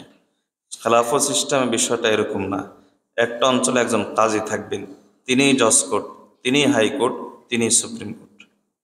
বুঝাইতে পারিনি? তিনি জজ কোর্ট, তিনি হাইকোর্ট, তিনি সুপ্রিম কোর্ট। এলাকায় ওই এলাকার যিনি বড় আলেম তাকে কাজী বানানো হবে। তিনি সব কিছু কোরআন হাদিস দেখে তিনি ফয়সালা করবেন। হ্যাঁ, এর অর্থ হলো প্রধান বিচারপতি বলতে কি একজন থাকবে না? থাকবেন। দেশের সার্বিক সব বিচার, তাদের বিচারের কাজগুলো সুষ্ঠুভাবে আঞ্জাম দিচ্ছে কিনা, এটার জন্য তো মনিটরিং একটা ব্যবস্থা থাকতে হবে। সে মনিটরিং ব্যবস্থাটা ঠিক রাখার জন্য মাঝে মাঝে কিছু মাসালাগত জটিলতাও দেখা দিতে পারে। এটার জন্য একজন ফয়সালাকারী, সিদ্ধান্ত দেনওয়ালা লোক থাকতে হবে। এটার জন্য একজন কাজীউল কুযাত থাকেন, অর্থাৎ প্রধান বিচারপতি থাকেন। অন্যথায় বিচার বিভাগ এতটাই স্বাধীন, একজন একজন মফস্বলের বিচারক, তিনিও খলিফার বিরুদ্ধে যদি মামলা হয়, তিনি এখান থেকে বসে ফয়সালা দিতে পারেন। কারো কিছু করার নেই, কারো কিছু বলার নেই। এই জন্য আমরা দেখতে পাই বড় বড় জালিম শাসক বিচারকের কাঠগড়ায় দাঁড়াইতে হয়েছে যখন খেলাফত ব্যবস্থা ছিল। আবার জালিম শাসকদের কারণে আমরা এটাও দেখতে পাই কিছু বড় আলেমের সমস্যা হয়েছে। ইমাম আবু হানিফার সমস্যা হয়েছে, ইমাম আহমদ ইবনে হাম্বলের সমস্যা হয়েছে, তাদেরকে জেলে নেওয়া হয়েছে, শহীদ করা হয়েছে। দেশের কোনো সমস্যা হয়নি। গোটা মুসলিম দুনিয়াতে, এই গোটা পৃথিবীর মধ্যে আপনি 10টা, আমি চ্যালেঞ্জ দিলাম, 10টা ধর্ষণের ঘটনা আপনি আনতে পারবেন না 1500 বছর ইতিহাসে। 10টা ধর্ষণের ঘটনা আনতে পারবেন না। আর মাত্র 100 বছরের ইতিহাসে আমার দেশে কি পরিমাণ ধর্ষণ হয়েছে অন্য দেশে পরের কথা। আল্লাহ আমাদেরকে ইসলামের সিস্টেমে আসার তৌফিক দান করুন। আল্লাহ আমাদেরকে কথাগুলো বোঝার তৌফিক দান করুন। কথা অন্যদিকে চলে গেছে, হয়তো দরকার ছিল, হয়তো এই মজলিসে দরকার ছিল, অন্যথা আল্লাহ বিনা পরিকল্পনা, বিনা চিন্তায় কথাগুলো কেন নিয়ে আসলো। আল্লাহ আমাদেরকে বোঝার তৌফিক দান করুন। তো আমি যেটা বলতে চাচ্ছি যে সাহাবায়ে কেরাম কি বলেন দেখি। হযরত আব্দুল্লাহ ইবনে মাসউদ রাদিয়াল্লাহু তাআলা বলেন, ইয়াকুম ওয়াল কিবরা, তিনি বলেন অহংকার থেকে বেঁচে থাকবে। ফা ইন্না ইবলিসা হামালাহুল কিবরু আলা আন ইয়াসজুদা লি আল্লাহ ইয়াসজুদা লি আদম। এর কারণ হলো ইবলিস, তার কাছে অহংকার ছিল। অহংকার থাকার কারণে সে আদম আলাইহিস সালামকে সিজদা করে না। ইয়াকুম ওয়াল হিরসা, লোভ থেকেও বেঁচে থাকবে। কারণ ফা ইন্না আদামা হামালাহুল ইরসু আলা আন আকালা মিনাশ শাজারাতি। আদম আলাইহিস সালাম, এর অর্থ না গুনাহ হয়েছে এরকম না, আল্লাহ মাফ করুন, আদম আলাইহিস সালাম গুনাহ হয়নি। কারণ আদম আলাইহিস সালাম যদি এই ফল না খেতেন, এই যে আল্লাহর তাআলার পক্ষ থেকে সামান্য এই জিনিসটা যদি তার না হতো, তিনি যদি এই ভুলটা না করতেন, তাহলে ভুল হয়ে গেলে, গুনাহ হয়ে গেলে কি করতে হবে, এটার একটা নমুনার দরকার ছিল না? বলে না, এটা একটা নমুনার দরকার ছিল না? আল্লাহ তাআলা নমুনা তৈরি করেছেন। আদম আলাইহিস সালাম এই যে নিষিদ্ধ ফল খেয়েছেন, গাছের ফল খেয়ে ফেলেছেন, কি কারণে? লোভে পড়ে। এরপরে ওয়া ইয়াকুম ওয়াল হাসাদা, হিংসা থেকে বেঁচে থাকবে। ফা ইন্না ইবনাই আদামা ইন্নামা কাতালা আহাদুহুমা সাহিবাহু হাসাদান। কারণ আদম আলাইহিস সালামের 2 সন্তান হাবিল এবং কাবিল, কাবিল হাবিলকে হত্যা করেছে কিসের কারণে? হিংসার কারণে। তাহলে বোঝা গেল পৃথিবীর মধ্যে সব গুনাহ সংগঠিত হয় কিসের কারণে? হিংসার। হযরত হাসান রাদিয়াল্লাহু তাআলার নাম তো শুনেছেন, নবীজি সাল্লাল্লাহু আলাইহি ওয়াসাল্লামের নাতি, তিনি বলেন যে নবী সাল্লাল্লাহু আলাইহি ওয়াসাল্লামের সাথে চেহারার দিক থেকে হাঁটার স্টাইল, বলার স্টাইল, চলার স্টাইল সব ওনার মিল ছিল। হাসান রাদিয়াল্লাহু তাআলা তিনি বলেন যে হালাকুন নাসি ফি সালাস, মানুষ ধ্বংস হয় তিন কারণে। একটা হলো আল কিবরু ওয়াল হিরসু ওয়াল হাসাদ, একটা হলো অহংকারের কারণে, আরেকটা হলো লোভের কারণে, আরেকটা হলো হিংসার কারণে। তাহলে এই সব মনীষীদের কথা থেকে কি বুঝলাম? আমাদের সবগুলো গুনাহ হয় কয়টা জিনিসের কারণে? যত ধরনের গুনাহ আছে সব গুনাহ হয় কয় কারণে? তাহলে এই তিনটা কারণ দূর করার জন্য চিকিৎসা দরকার আছে কিনা বলেন? দরকার আছে? কার কার দরকার আছে একটু আল্লাহকে দেখান। আল্লাহ আমাদেরকে চিকিৎসাগুলো গ্রহণ করার তৌফিক দান করুন। চিকিৎসা নিয়ে দীর্ঘ আলোচনা করব না, আলোচনা সংক্ষেপ করার চেষ্টা করব। প্রত্যেকটার জন্য তিনটা চিকিৎসা দিব। দেখবেন এই চিকিৎসা শুরু করেন, আমি আপনাকে নিশ্চয়তা দিচ্ছি এবং আল্লাহর কসম করে বলছি, আপনার জীবন থেকে দেখবেন গুনাহ কমা শুরু হয়ে গেছে। চিকিৎসা শুরু করলেই দেখবেন আপনার জীবন থেকে গুনাহ আস্তে আস্তে কমা শুরু হয়ে গেছে। এজন্য এই তিনটা করে আমরা চিকিৎসা নেই। আল্লাহ তৌফিক দান করুন। এক নম্বর, এখানে আমরা একটা জিনিস লক্ষ্য করি, সেটা হলো এই যে মনীষীগণ বলেছেন সব গুনার মূল কারণ হলো এই তিনটা বলার সময় তারা সিরিয়ালে এক নম্বর কোনটাকে রেখেছেন? বলেন তো, এক নম্বর কোনটাকে রেখেছেন? অহংকারকে রেখেছেন। তাহলে বোঝা গেল যে অহংকার হলো সব গুনার মূল। এই জন্য অহংকারকে বলা হয় উম্মুল আমরাস। অহংকারকে বলা হয় অন্তরে যত সমস্যা আছে, যত গুনাহ আছে, সব গুনার মূল হলো এই অহংকার। এই তিনটাকে একসাথে বলা হয় আল মুহলিকাতুস সালাসা, অর্থাৎ মানুষকে ধ্বংসকারী এই তিনটা জিনিস। একটা হলো অহংকার, আরেকটা হলো লোভ, আরেকটা হলো হিংসা। অহংকার হলো উম্মুল আমরাস, সব গুনার মূল হলো এই অহংকার। আমি দোয়া চাই আল্লাহ যেন আমাকে ওই থেকে বের হয়ে আসার তৌফিক দান করেন। আপনাদের জন্য আমি দোয়া করবো ইনশাল্লাহ, মনে মনে দোয়া করি আল্লাহ যেন আপনাদেরকেও এ থেকে বের হয়ে আসার তৌফিক দান করেন। আমরা সকলেই অহংকারী। বলতে পারেন যে অহংকারের কি আলামত আছে? অহংকারের দুইটা পার্ট। একটা পার্ট হলো অপর মুসলমানকে তুচ্ছ মনে করা, আর আরেকটা পার্ট হলো সত্য মানতে না পারা। বুঝে যে এটা সত্য, মানতে পারে না। কেন? অহংকারের কারণে। মক্কার কাফররা ঈমান আনতে পারে নাই এই কারণে, সত্য মানলে ছোট হয়ে যাবে। আল্লাহ তাআলা কোরআন মজিদে তথ্য দিচ্ছেন, ইন্নাহুম কানু ইযা কিলা লাহুম লা ইলাহা ইল্লাল্লাহু ইস্তাকবিরুন। যখন তাদেরকে দাওয়াত দেওয়া হতো লা ইলাহা ইল্লাল্লাহ, মানতে পারতো না। কেন? আল্লাহ বলেন ইস্তাকবিরুন, অহংকারের কারণে মানতে পারত না। তাহলে অহংকারের কারণে মানুষ সত্য গ্রহণ করতে পারে না। অহংকারের একটা দিক হলো অপর মুসলমানকে তুচ্ছ মনে করা, আর একটা দিক হলো সত্য মানতে না পারা। এজন্য একজন বিখ্যাত তাবেঈ ছিলেন, তার নাম ছিল ইব্রাহিম আত-তাইমি রহমতুল্লাহ আলাইহ। ইব্রাহিম আত-তাইমি রহমতুল্লাহ আলাইহ তিনি বলতেন যে তুমি প্রত্যেক অহংকারীকে দেখবা বিতর্কে জড়ায়। বুঝেন নাই মনে হয়? প্রত্যেক অহংকারীকে দেখবা কি? বিতর্কে জড়ায়। এবং তুমি প্রত্যেক অহংকারীকে দেখবা তার কথার পক্ষে যুক্তি পেশ করে প্রতিষ্ঠিত করার চেষ্টা করে।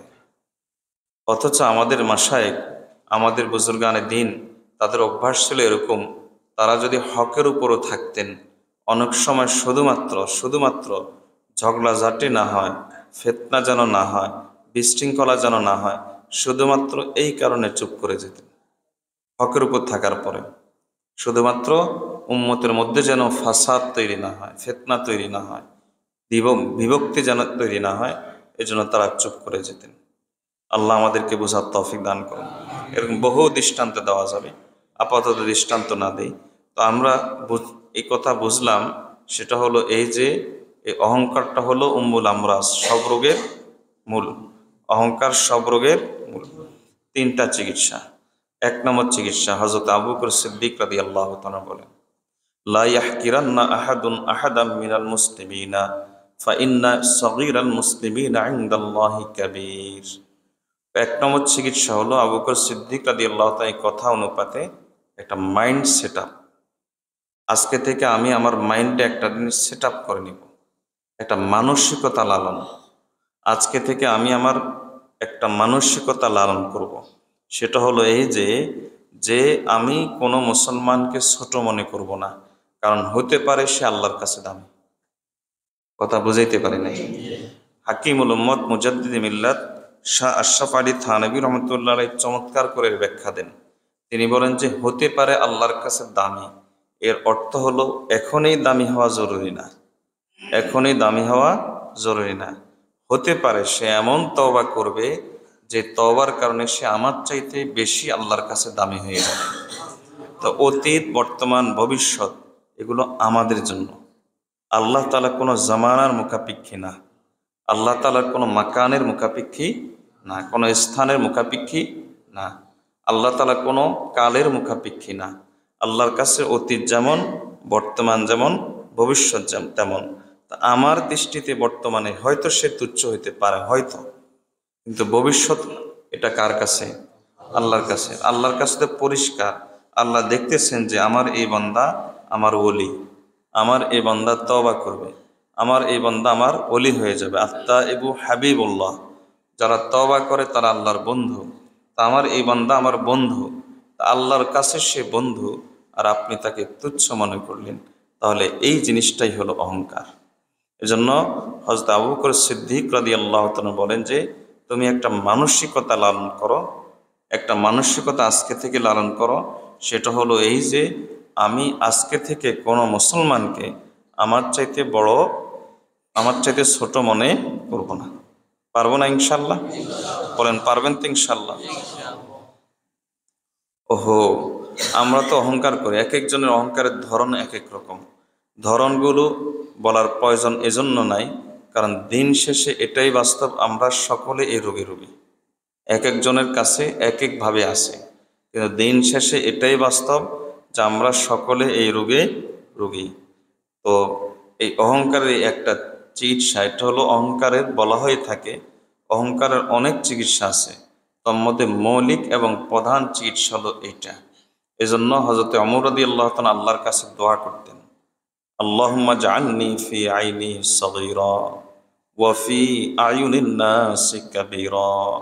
ও আল্লাহ, আপনি আমাকে মানুষের চোখে ছোট বানান, মানুষের চোখে আমাকে বড় বানান, আর আমার চোখে, আমার নিজের চোখে আমাকে ছোট বানিয়ে দেন। আমার নিজের চোখে আমাকে ছোট বানিয়ে দেন।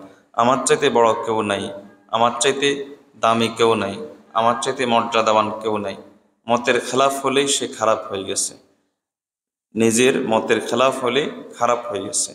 এই চিন্তাটাই অহংকার, এটাই অহংকার। এত বড় অহংকার লাগে না, এত বড় লাগে না। হাদিসে এসেছে রাসূলুল্লাহ সাল্লাল্লাহু আলাইহি ওয়াসাল্লাম বলেন যে মিসকালু হাব্বাতি খারদাল, যদি এক সরিষা দানা পরিমাণ অহংকার থাকে, নবীজি সাল্লাল্লাহু আলাইহি ওয়াসাল্লাম বলেন যে সে জান্নাতে যাবে না। কত বড় খতরনাক রোগ! আপনি মনে করতে পারেন যে ক্যান্সার মনে হয় সবচাইতে বড় রোগ। না ভাই, ক্যান্সারের চাইতে বড় রোগের নাম হলো অহংকার। একজন ডাক্তার যদি এসে, অভিজ্ঞ ক্যান্সারে অভিজ্ঞ ডাক্তার, এখানে এসে যদি বলে আমি আপনাদের সকলের চেহারায় দেখতে পাচ্ছি যে আপনাদের ক্যান্সার আছে, তাহলে বলেন তো আমাদের মনের অবস্থা কেমন হবে? মনের অবস্থা কেমন হবে? ডাক্তার বলেছেন যে ক্যান্সার আছে, তাহলে মনের অবস্থাটা কেমন হবে? আল্লাহওয়ালারা বলেন আমরা সকলে অহংকারের রোগী, আমরা সকলে অহংকারের রোগী। ও আল্লাহ, আমাদেরকে চিকিৎসা গ্রহণ করার তৌফিক দান করুন। এখন বলতে পারেন যে আহ, আমি আমি কেমনে অন্য মুসলমানকে আমার চাইতে বড় মনে করব? আমি দেখতে পাই আমার বয়স হলো 60 বছর, তার বয়স হলো 30 বছর, আমি না বড়। আমি দেখতে পাই যে সেই লোকটা হলো রিক্সাওয়ালা, অশিক্ষিত, মূর্খ, আর আমি হলাম শিক্ষিত, আমি আমি বড়। আমি দেখতে পাচ্ছি আমার টাকা পয়সা আছে, এই লোকের টাকা পয়সা নাই, তাহলে বড় তো আমি। তাহলে আমি কেমনে এটা মনে করব? ইমামে গজালি রহমতুল্লাহ আলাই, আল্লাহ তালা তার কবরকে নুরানি করে দেন। ইমামে গজালি রহমতুল্লাহ আলাই খুব সুন্দর করে আমাদেরকে বুঝিয়ে দেন। তিনি বলেন যে দেখো, যদি তুমি বয়সে বড় হও, তাহলে তোমার সামনে যে লোকটা, সে লোকটা বয়সে ছোট, তাহলে তুমি এভাবে চিন্তা করবা, এই লোকের বয়স কম, বয়স কম মানে গুনাহ কম, আমার বয়স বেশি মানে গুনাহ বেশি, কাজে তার দাম আল্লাহর কাছে বেশি।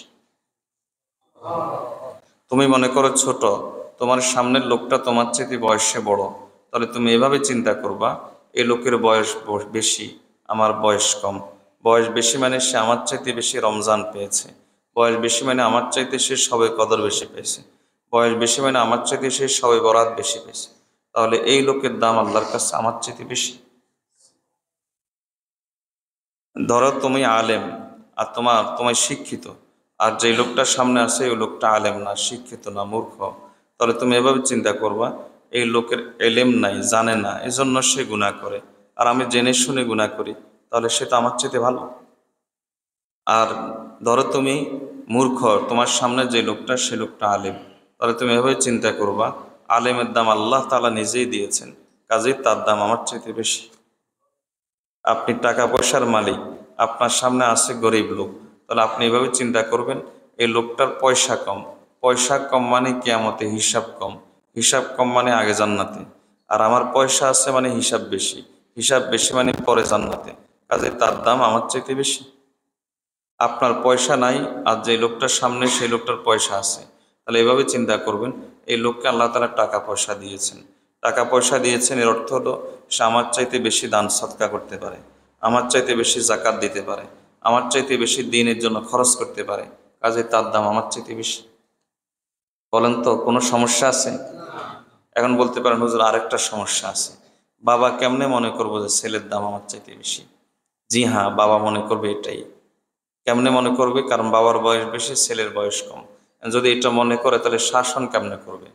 হাকিমুল উম্মত মুজাদ্দিদ মিল্লাত শাহ আশরাফ আলী থানভী রাহিমাহুল্লাহ তিনি বুঝিয়ে দিচ্ছেন আমাদেরকে, তো দেখো একজন দারোয়ান, সে রাজদরবারের দারোয়ান, রাজার দারোয়ান।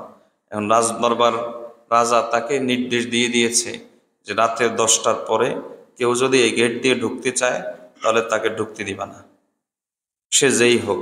এখন কিছুক্ষণ পর আসলো রাজপুত্র, বেজে গেছে রাতের 11টা। দারোয়ান রাজার হুকুম মেনে রাজপুত্রকে ভিতরে ঢুকতে দিচ্ছে না। তাহলে বলেন তো এর কারণ কি রাজপুত্র বড়? দারোয়ান কি রাজপুত্রের চাইতে বড় হয়ে গেছে? না, দারোয়ান রাজপুত্রের চাইতে বড় হয় নাই, বরং দারোয়ান দারোয়ানেই আছে, রাজপুত্র রাজপুত্রেই আছে। বাবা তার সন্তানকে শাসন করবে, বাবা বাবা হিসাবে শাসন করবে। কেন? ছোট, তার সন্তানকে ছোট মনে করে না। শিক্ষক তার ছাত্রকে শাসন করবে, ছাত্রকে ছোট মনে করে না। বড় ভাই ছোট ভাইকে শাসন করবে, ছোট মনে করে না। বড় কর্মকর্তা ছোট কর্মকর্তাকে শাসন করবে, তাকে আমার চাইতে তুচ্ছ মনে করে না, বরং তার প্রতি একটা সম্মান রেখে শাসন করবে। রাসূলুল্লাহ সাল্লাল্লাহু আলাইহি ওয়াসাল্লাম বলেছেন শিশুরও সম্মান আছে। নবী সাল্লাল্লাহু আলাইহি ওয়াসাল্লাম এক সাহাবীকে দেখলেন শিশুকে শাসাচ্ছে, তখন তিনি বললেন যে তাকে তুমি বেইজ্জত করিও না। তাহলে এর অর্থ কি? তারও একটা সম্মান আছে। আপনার সন্তান হলে কি হয়েছে, তারও একটা আত্মমর্যাদা আছে, তারও একটা সম্মান আছে। নবী সাল্লাল্লাহু আলাইহি ওয়াসাল্লাম এটাই বোঝাচ্ছেন। তাহলে আপনি বাবা হিসাবে সন্তানের শাসন করবেন, সন্তানকে ছোট মনে করে, তুচ্ছ মনে করে না, বরং শাসন করবেন আল্লাহর হুকুম হিসাবে, বড় রাজার হুকুম, বড় রাজার হুকুম হিসাবে। আপনি শিক্ষক ছাত্রকে শাসন করবেন, তাকে তুচ্ছ মনে করে না, বরং আল্লাহর হুকুম হিসাবে। বড় ভাই ছোট ভাইকে শাসন করবে, তুচ্ছ মনে করে না। বড় কর্মকর্তা ছোট কর্মকর্তার দোষ দেখলে শাসন না করলে ম্যানেজমেন্ট থাকবে না, তো শাসন করবে আল্লাহর হুকুম হিসাবে। আল্লাহ আমাদেরকে এভাবেই আমাদের মাইন্ডকে সেট আপ করার তৌফিক দান করুন। আজকে থেকে এই মানসিকতা লালন করবো তো ইনশাল্লাহ। আজকে থেকে কি মানসিকতা লালন করব? আমার সামনের লোকটা আমার চাইতে বড়, আমি তার চাইতে ছোট, অর্থাৎ তার দাম আমার চাইতে আল্লাহর কাছে বেশি, আর আমার দাম তার চাইতে কম।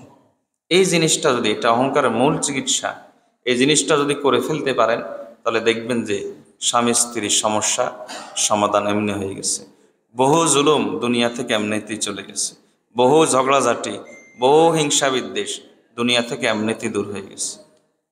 আল্লাহ তৌফিক দান করুন।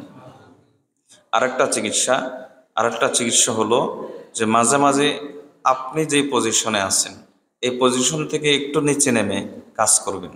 যেমন যেমন কথার কথা, আপনি এলাকার মাতব্বর, মাঝে মাঝে মসজিদের সামনে আসবেন, এসে মুসল্লিদের জুতা সোজা করে দেবেন। কথা বুঝাইতে পারেনি। আপনি ধরেন এলাকার নামি দামি লোক, মাঝে মাঝে মসজিদে আসবেন, এসে মসজিদের টয়লেট ধুয়ে দিবেন, মসজিদের রজুখানা ধুয়ে দিবেন। হ্যাঁ, অর্থাৎ আপনি যে পজিশনে আছেন এই পজিশন থেকে একটু নিচে নেমে মাঝে মাঝে কাজ করবেন। যেমন আপনি সব সময় গাড়িতে যান, মাঝে মাঝে আপনি রিক্সায় যাবেন, এটা অহংকার দূর হবে। আপনি সবসময় দামি পোশাক পরেন, মাঝে মাঝে একটু সাধারণ পোশাক পরবেন। হ্যাঁ, নিজের পজিশন থেকে নেমে একটু নিচু কাজ করা, নিজের পজিশন। আমাদের বুজুর্গ ফকিহুন নফস হযরত রশিদ আহমদ গাঙ্গুহি রহমতুল্লাহ আলাই, আল্লাহ তাআলা তার কবরকে নুরানি করে দিন। রশিদ আহমদ গাঙ্গুহি রহমতুল্লাহ আলাই, ওনার একটা ঘটনা, হ্যাঁ, একবার এরকম বাইরে বসে তিনি, এখন তো আলহামদুলিল্লাহ দারুল উলুম দেওবন্দে বিশাল বিশাল বিল্ডিং, তো ওই সময় এত বিল্ডিং ছিল না। তো বাইরে মাঠে বসে তিনি হাদিসের দরজ দিচ্ছিলেন, ছাত্ররা হাদিস পড়তেছে, উনি পড়াচ্ছেন।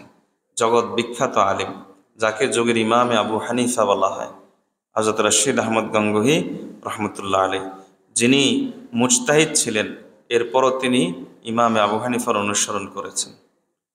নিজে তিনি মুস্তাহিদ ছিলেন, এরপর ইমামে আবু হানিফার অনুসরণ করেছেন। একবার ওনাকে এক লোক জিজ্ঞেস করল, হজরত আপনি মুস্তাহিদ, আল্লাহ তাআলা আপনাকে এই যোগ্যতা দিয়েছেন, এরপর আপনি ইমামে আবু হানিফার অনুসরণ কেন করলেন? তিনি বললেন যে এর কারণ হলো তিনি তিনি আমাদের সকলের চাইতে, আমাদের অনেকের চাইতে, আমাদের সবার চাইতে তিনি বেশি বুঝেছেন। একটা তিনি দৃষ্টান্ত দিলেন, একটা বিশাল পাওয়ারের লাইট, ওই পাওয়ারের লাইটের সামনে যদি একটা ছোট লাইট মোমবাতি রাখা হয়, তাহলে ওই মোমবাতির কোনো অস্তিত্ব থাকে? ইমাম আবু হানিফা রহমতুল্লাহ আলাইহির সূর্য, আর আমরা হলাম মোমবাতি। এই সূর্যের সামনে মোমবাতির কি দাম? বরং মোমবাতি তো ওই সূর্যের আলোর সামনে বিলীন হয়ে যাওয়াটাই হলো বুদ্ধিমানের কাজ। যাই হোক, হয়তো রশিদ আহমদ গঙ্গোহী রহমতুল্লাহ আলাই এরকম তিনি মাঠে বসে হাদিসের দরজ দিচ্ছিলেন। হাদিসের দরজ দেওয়ার সময় এমন সময় বৃষ্টি শুরু হলো, ঝুমঝুম করে বৃষ্টি শুরু হলো। তো এই অবস্থাতে ছাত্ররা খেয়াল করে নাই, কিতাব নিয়ে তারা তাড়াতাড়ি রুমের ভিতরে চলে গেছে।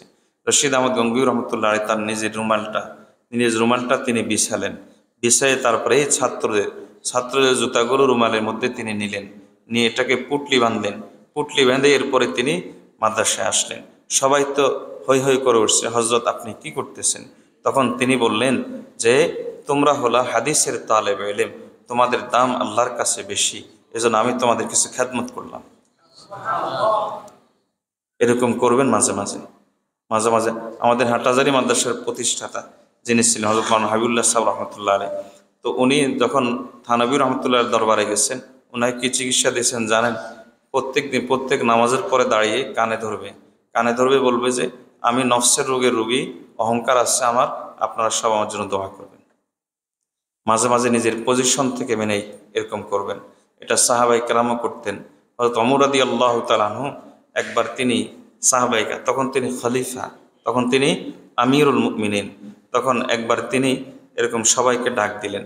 সবাই আসলো, এসে তিনি মিম্বরের মধ্যে উঠে নিজেকে নিজে সম্বোধন করে বলতেছেন, ও ওমর, তোমাকে একসময় মানুষ ডাকতো ওমাইর। ওমাইর মানে ছোট ওমর, ওমাইর মানে ছোট ওমর, মানে যার দাম কম। একসময় তোমাকে মানুষ ডাকতো ওমাইর। এরপরে যখন তুমি একটু বড় হইলা, তোমার বাবা খাত্তাব যখন তোমাকে ছাগলগুলো চড়ানোর জন্য তখন মাঠে পাঠাইতো, তখন তোমাকে মানুষ ডাকতো খাত্তাবের ছেলে, খাত্তাবের ছেলে ওমর। আর যখন এই ছাগলগুলো তুমি চড়াইতে পারত না, একটা এদিকে দৌড় দিত আর একটা ওইদিকে দৌড় দিত, তখন তোমার বাবা খাত্তাব তোমাকে বলতো, ওমর তোমাকে দিয়ে কিচ্ছু হবে না, আজকে তুমি আমিরুল মুমিনিন হয়ে গেলা। তুমি কি ভুলে গেছো তোমার মা শুকনা রুটি খেত তরকারি ছাড়া? তুমি কি ভুলে গেছো এই কথা? এই কথা বলে তিনি মিম্বর থেকে নেমে গেলেন। তখন লোকজন জিজ্ঞেস করলো যে আমিরুল মুমিনিন, আপনি এই কাজটা কেন করলেন? তখন তিনি বললেন, আজাবাতনি নফসি ফাআরাদতু আন আযিল্লাহা, আমার নফসের মধ্যে অহংকার জেগে উঠছে, এজন্য আমি চিন্তা করলাম নফসকে একটু বেইজ্জত করি, এজন্য নফসকে বেইজ্জত করলাম। হিসাবে এইভাবে মাঝে মাঝে আয়নার সামনে দাঁড়াবেন, যখন কেউ থাকবে না, আয়নার সামনে দাঁড়াবেন, দাঁড়ায় বলবেন যে মানুষের সামনে তুমি এত সুফি, মানুষ তোমাকে এত ভালো মানুষ মনে করে, আর তুমি ভিতরে ভিতরে এগুলা করো। নিজের গালে থাপ্পড় দিবেন, কানে ধরবেন, এই কাজগুলো করবেন, নিজেকে নিজে শাস্তি দিবেন, তাহলে দেখবেন যে আল্লাহ তাআলা অহংকার কমিয়ে দিবেন। আল্লাহ তাআলা আমাদেরকে তৌফিক দান করুন। আমরা এই কাজটা করতে পারবো তো ইনশাআল্লাহ। ওমর রাদিয়াল্লাহু তাআলা একবার দেওয়ালের ওই পাড়ে গিয়ে চিৎকার করে কাঁদতেছেন। হযরত উকবা ইবনে আমির রাদিয়াল্লাহু তাআলা বলেন যে আমি দেওয়াল দিয়ে উঁকি দিলাম, কে এই লোকটা? আমি দেখলাম যে ওমর। তিনি আকাশের দিকে তাকিয়ে তাকিয়ে বলতেছেন যে এই আমি ও আসমান জমিনকে সাক্ষী রেখে বলতেছি, এই আসমান এবং জমিনের মধ্যে ওমরের চাইতে নিচু আর কেউ নেই। আল্লাহু আকবার কাবীরা। ওনাদের অবস্থা ছিল এই। তো আমরা কি করি? আমাদের অবস্থাটা কি? আল্লাহ আমাদেরকে অহংকার থেকে নাজাত নেওয়ার তৌফিক দান করুন, অহংকার থেকে বের হয়ে আসার তৌফিক দান করুন। এজন্য এই চিকিৎসাটা গ্রহণ করবো তো ইনশাআল্লাহ। নিজের পজিশন থেকে নেমে যাবেন ভাই। সব জায়গায় ছোট ছোট হয়ে যাওয়া, সব জায়গায় বড় হওয়া না, কিছু জায়গায় ছোট হয়ে যাওয়া বড় হওয়া। সব জায়গায় নিজেকে জাহির করা না, কিছু জায়গায় নিজেকে লুকিয়ে রাখা, এটাই জাহির করা। আল্লাহ তৌফিক দান করুন। এজন্য এই চিকিৎসাটা আমরা গ্রহণ করবো তো ইনশাআল্লাহ। আল্লাহ তৌফিক দান করুন। অহংকারের আরেকটা চিকিৎসা হলো বেশি বেশি করে সালাম দিবেন, বেশি বেশি করে সালাম দিবেন।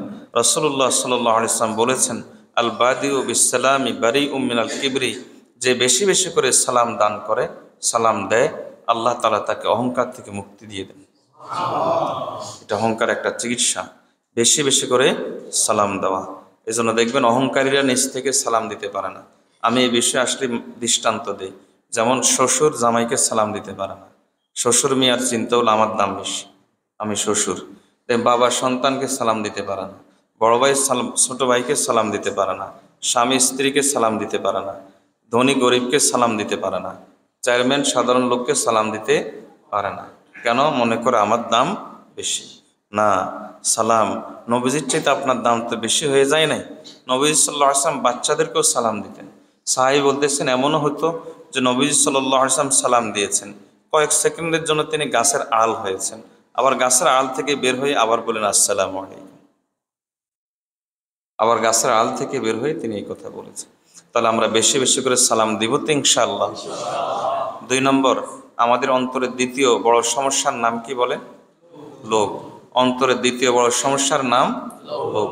এই লোভেরও চিকিৎসা দরকার আছে না? এই লোভটা কেন? এই লোভটার মূল কারণ হলো আমরা দুনিয়ার হাকিকত বুঝি না। আমরা এক একজন এমন কাজ করি মনে হয় যেন দুনিয়াতে কয়েক হাজার বছর থাকব, এরকম কাজ আমরা করি। এজন্য আমরা এই লোভ। হযরত ইব্রাহিম আত-তাইমি রহমতুল্লাহর কথাই শোনাচ্ছিলাম।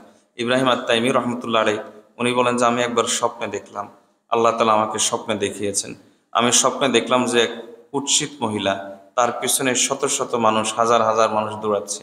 আর সে দাঁত ময়লা, চুল এলোমেলো, চেহারা কালো, দেখতে সুন্দর নাই, এর পিছনে সব দৌড়াচ্ছে।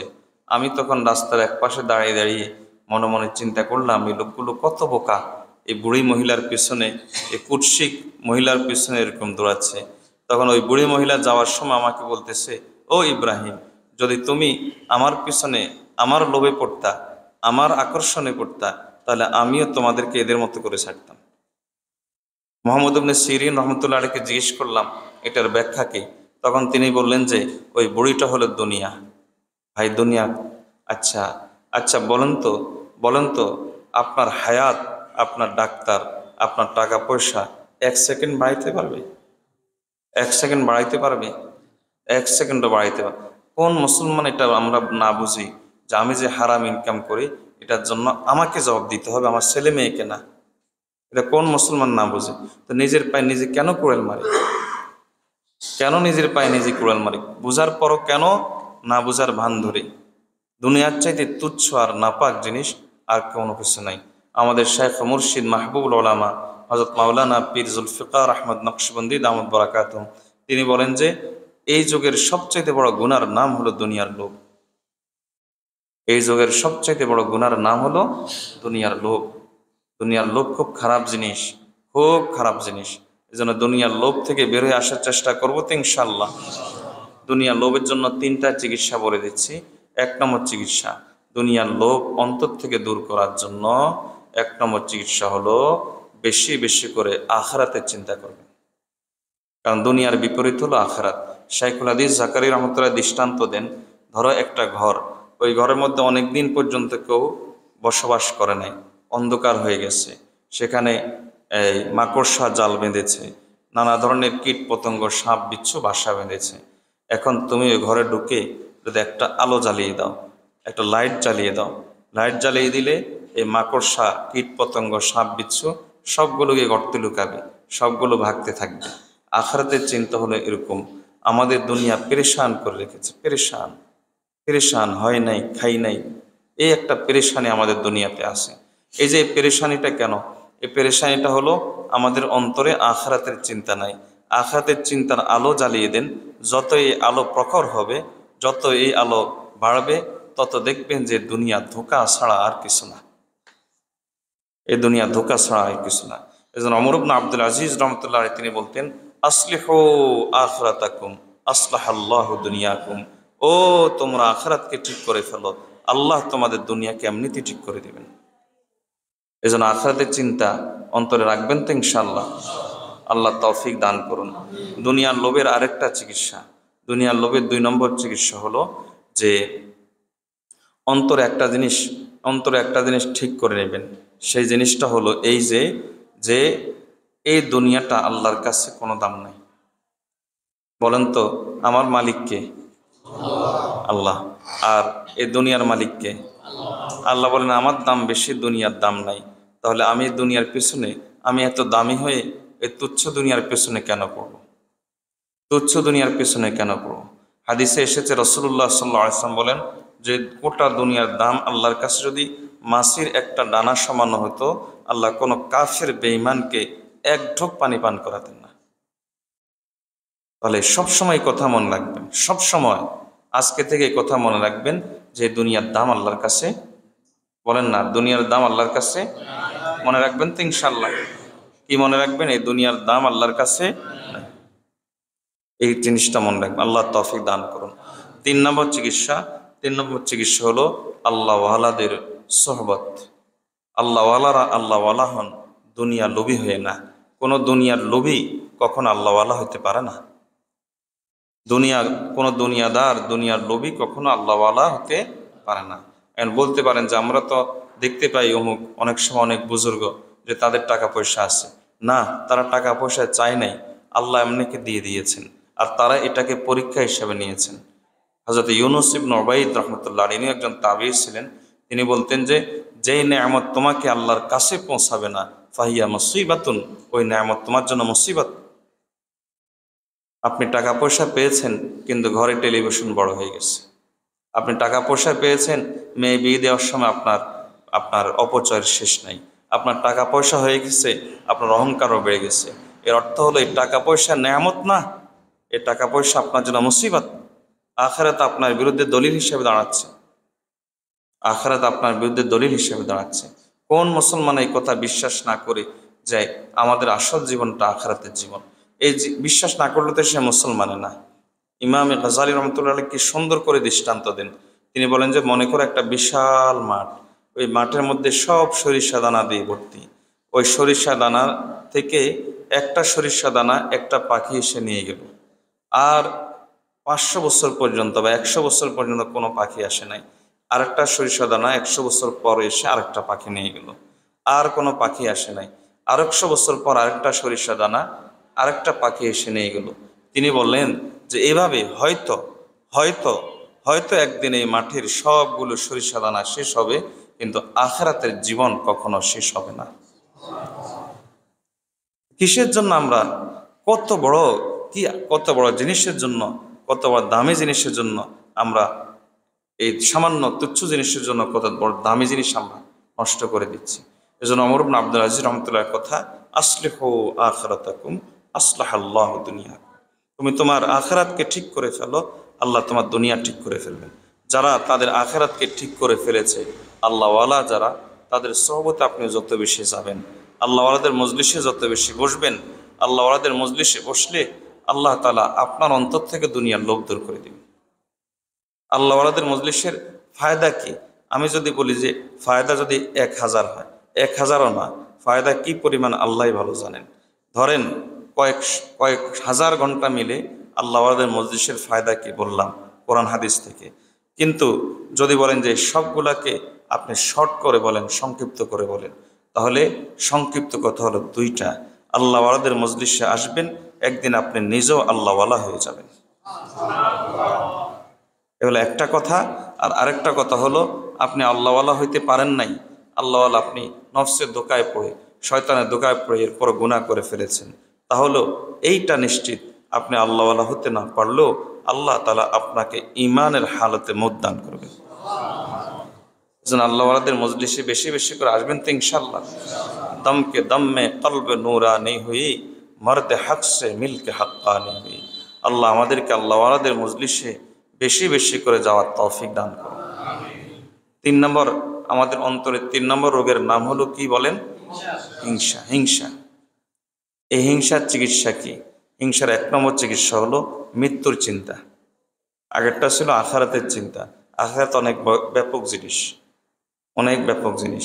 মৃত্যুটা আরও নির্দিষ্ট। আপনি যত বেশি মৃত্যুর চিন্তা করবেন, তত বেশি আপনার অন্তর থেকে হিংসা দূর হবে। আমি একটা দৃষ্টান্ত দেই।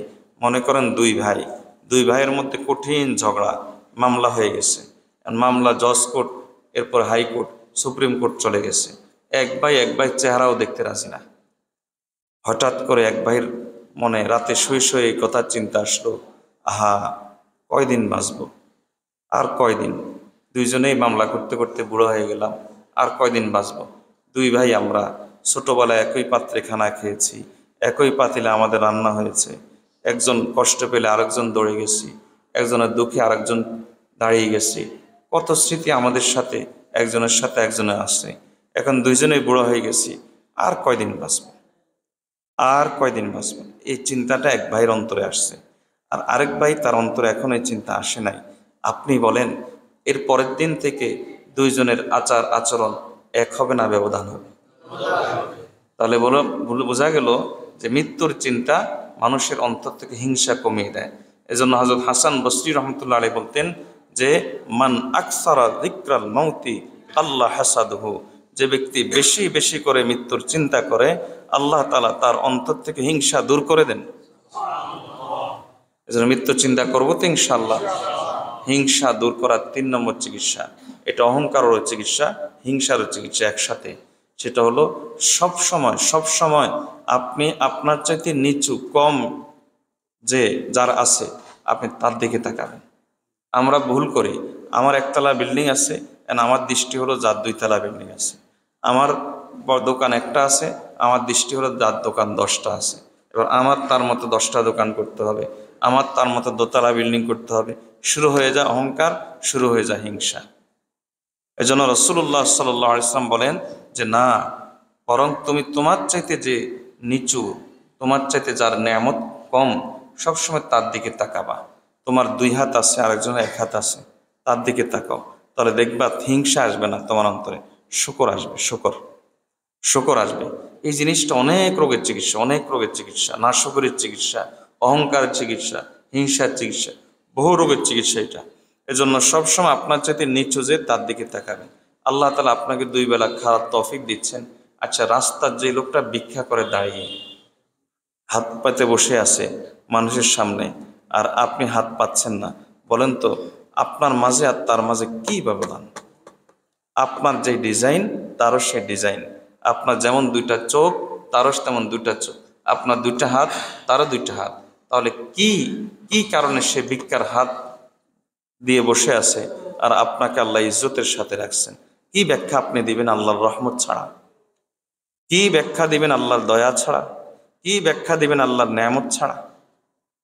এজন্য বেশি বেশি করে সব সময় আপনার চাইতে নিচু যারা, তাদের দিকে তাকাবেন। নিয়ম হলো, হযরত আব্দুল্লাহ ইবনে মুবারক রাহমাতুল্লাহ আলাইহি, উনি অনেক বড় ব্যবসায়ী ছিলেন। তিনি বলেন যে, আমি যখন বড় ব্যবসায়ী ছিলাম, তখন ব্যবসায়ীদের সাথে উঠা বসা করতাম। তখন আমি যার দিকে তাকাইতাম, মনে হইতো আমার কাছে কম। অমুকের কাছে, এখনও দেখবেন যে ধনীদের মধ্যে অমুকের কাছে অমুক ব্র্যান্ডের গাড়ি আছে, আমার কাছে ওইটা নাই। অমুকের কাছে অমুক ব্র্যান্ডের জুতা পরে, আমি এটা পরতে পারি না। এবারে একটা হিংসার তৈরি হয়, প্রতিযোগিতার তৈরি হয়। আব্দুল্লাহ ইবনে মুবারক রাহমাতুল্লাহ বলেন যে, তখন দেখতাম যে আমার অন্তরে শুধু জ্বালা আর জ্বালা, কখনো অন্তরে শান্তি ছিল না। এরপরে যেদিন থেকে আমি আমার চাইতে নিচু যারা, তাদের দিকে তাকানো শুরু করলাম, যাদের কাছে আমার চাইতে নেয়ামত কম আছে তাদের দিকে যখন আমি তাকানো শুরু করলাম, তখন দেখলাম আল্লাহ তো আমাকে অনেক নেয়ামত দিয়ে রেখেছে। আল্লাহ আমাকে অনেক নেয়ামত দিয়ে রেখেছে। এজন্য এটাও একটা হিংসার চিকিৎসা। এই চিকিৎসাটা গ্রহণ করবো তো ইনশাআল্লাহ। 3 নম্বর চিকিৎসা, যার জন্য হিংসা হয়। যার জন্য হিংসা হয়, যে কারণে হিংসা হয়, দুটা কথা বলেছি। একটা হলো যার জন্য হয়, আরটা হলো যে কারণে হয়। তার জন্য ওই জিনিসটা যেন আল্লাহ আরো বাড়িয়ে দেন, মনের বিপরীতে দোয়া করবেন। যেমন আপনার হিংসা হচ্ছে আপনার প্রতিবেশীর পয়সায় বেশি বেশি, আপনার পয়সা কম, এজন্য আপনার হিংসা হচ্ছে। এখন আপনি তার জন্য দোয়া করবেন, হে আল্লাহ আমার প্রতিবেশীর টাকা পয়সা আরো বাড়িয়ে দেন। বুঝেন নাই মনে হয়? তার যার জন্য হিংসা হয়, যে কারণে হিংসা হয়, তার জন্য ওই কারণটা যেন আল্লাহ আরো বাড়িয়ে দেন, ওই নেয়ামতটা যেন আরো বাড়িয়ে দেন, মনের বিপরীতে এই দোয়াটা করবেন। কারণ মন খুব আজীব জিনিস, খারাপ জিনিস। এটাকে সোজা করার রাস্তা হলো তার কথা না শোনা। আপনি তার কথা যত শুনবেন তত তার গোলাম হয়ে যাবেন। তার কথা যত ডিনাই করবেন, যত আপনি উপেক্ষা করবেন, তত বেশি আপনার কলব, অন্তর শক্তিশালী হবে, আপনার নফস তত বেশি সে দমবে। আল্লাহ আমাদেরকে হিংসার ওই 3টা চিকিৎসা গ্রহণ করার তৌফিক দান করুন। কথা শেষ, দোয়া চাই আল্লাহ যে কথাগুলো বলেছি এই কথাগুলোর উপর যেন আমাকে আমল করার তৌফিক দান করেন। আপনাদের জন্য দোয়া করি আল্লাহ যেন আপনাদেরকে আমল করার তৌফিক দান করেন। পুরা সবগুলো কথার সার সংক্ষেপ বলে দিচ্ছি যেন মনে রাখতে পারেন। আমি বলেছিলাম যে আমাদের গুনাহ 2 ধরনের। এক ধরনের গুনাহ হলো যেগুলো আমরা হঠাৎ হঠাৎ করি, আর এক ধরনের গুনাহ হলো যেগুলো আমরা অভ্যস্ত। প্রশ্ন হলো গুনাহ অভ্যস্ত হয়ে যায় কেন? এর কারণ হলো 3টা অন্তরের রোগের কারণে। একটা হলো অহংকার, আরেকটা হলো হিংসা, আরেকটা হলো একটা লোভ, আরেকটা হলো হিংসা। এই 3টা যদি আমরা ঠিক করে ফেলতে পারি, তাহলে ইবলিস আমাদেরকে দিয়ে যতই গুনাহ করাতে চাইবে সে গুনাহ করাইতে পারবে না। ইবলিসের সামনে আমরা শক্তিশালী হয়ে যাব। ইবলিস যতই চেষ্টা করবে আমাকে দিয়ে কিছু করানোর, সে করাইতে পারবে না। এই জন্য 3টা জিনিসের চিকিৎসা দরকার। প্রথম হলো অহংকারের চিকিৎসা। অহংকারের চিকিৎসা হলো মনে মনে একটা মানসিকতা লালন করবেন আজকে থেকে, এটা ইবাদত। সে মানসিকতা কি? যে আমার সামনের লোকটার দাম আমার চাইতে বেশি, আর আমার দাম তার চাইতে কম। পারবো না ইনশাল্লাহ? পারবেন তো ইনশাল্লাহ? 2 নম্বর, অহংকারের 2 নম্বর চিকিৎসা হলো নিজের অবস্থান থেকে নিচে নেমে মাঝে মাঝে কিছু কাজ করবেন। যেমন মুসলমানদের জুতা সোজা করে দেওয়া। একজন দিন মজুরির সাথে আপনিও কিছু দিন মজুরির কাজ করলেন। নিজের অবস্থান থেকে কিছু নেমে মাঝে মাঝে কিছু কাজ করা, টয়লেট পরিষ্কার করে দেওয়া, এই কাজগুলো করা। এটা করলে আল্লাহ তাআলা অহংকার দূর করবেন। 3 নম্বর চিকিৎসা হলো বেশি বেশি করে সালামের প্রচার এবং প্রসার করা, বেশি করে সালাম দিবেন। আর 2 নম্বর আমাদের সমস্যা, 2 নম্বর সমস্যার নাম হলো লোভ। লোভেরও 3টা চিকিৎসা। 1 নম্বর চিকিৎসা যে আখিরাতের চিন্তা বেশি বেশি করে করা। আর 2 নম্বর চিকিৎসা হলো একটা একটা কথা সবসময় মনে রাখা, এই দুনিয়ার দাম আমাদের মালিকের কাছে নাই। আমাদের যিনি দুনিয়ার সৃষ্টিকর্তা, যিনি দুনিয়ার মালিক, যিনি দুনিয়া সৃষ্টি করছেন, তিনি বলেন যে দুনিয়ার দাম আমার কাছে নাই। এটা যত বেশি মনে রাখতে পারবেন দেখবেন দুনিয়ার লোভ আপনার থেকে তত কমবে। আর আল্লাহ তৌফিক দান করুন। 3 নম্বর চিকিৎসা কি বলেন? দুনিয়ার লোভের 3 নম্বর চিকিৎসা কি? আল্লাহ ওয়ালাদের সহবত। এটা আপনাদের থেকে বের করাইতে চাইছে এজন্য, কারণ এটার গুরুত্ব অনেক বেশি। এটা শুধু লোভের চিকিৎসা না, এটা অন্তরের সব রোগের চিকিৎসা। এজন্য এই আল্লাহ ওয়ালাদের সহবত বেশি বেশি করে গ্রহণ করবেন ইনশাআল্লাহ। পারবেন তো ইনশাআল্লাহ? আর হিংসারও 3টা চিকিৎসা। 1 নম্বর চিকিৎসা হলো মৃত্যুর চিন্তা। 1 নম্বর চিকিৎসা কি? মৃত্যুর চিন্তা। 2 নম্বর চিকিৎসা হলো যে সবসময় আপনার চাইতে নেয়ামত যার কাছে কম তার দিকে তাকাবেন, আপনার চাইতে বেশি নেয়ামত যার কাছে আছে তার দিকে তাকাবেন না। আর 3 নম্বর চিকিৎসা হলো, বলেন পারবেন তো? এটা কঠিন কাজ, এটা কঠিন, এটা তিতা ওষুধ। আচ্ছা, আচ্ছা, এটা কে কে পারবেন একটু আল্লাহকে দেখান তো, আল্লাহকে দেখান তো। আল্লাহ তৌফিক দান করুন। দেখা যাক, পরীক্ষা শুরু হয়ে গেছে আপনার, দেখা যাক এটা কেউ পারেন কিনা। যার জন্য হিংসা হয়, যে জন্য হিংসা হয়, তার জন্য ওই কারণে আল্লাহর কাছে দোয়া করা, হে আল্লাহ আপনি এটা আরো বাড়াইয়া দেন। অনেক কঠিন কাজ, এটা তিতা ওষুধ। তাই এই ওষুধটার মধ্যে আল্লাহ তাআলা চিকিৎসা রেখেছেন। আল্লাহ আমাদেরকে আমল করার তৌফিক দান করুন। ওয়া আখিরু দাওয়ানা আনিল হামদুলিল্লাহি রাব্বিল আলামিন। জি, আর কোন কিছু আছে? জি, দোয়া, দোয়া হুজুর করবে, হুজুর দোয়া করবে। দোয়া করবে।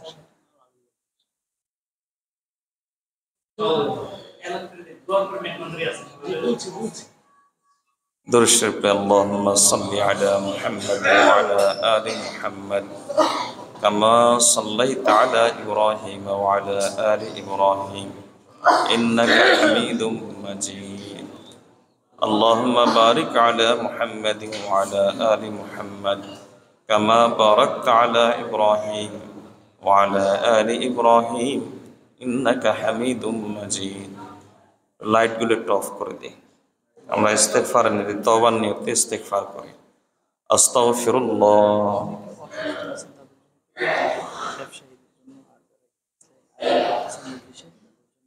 জি, ইনশাআল্লাহ।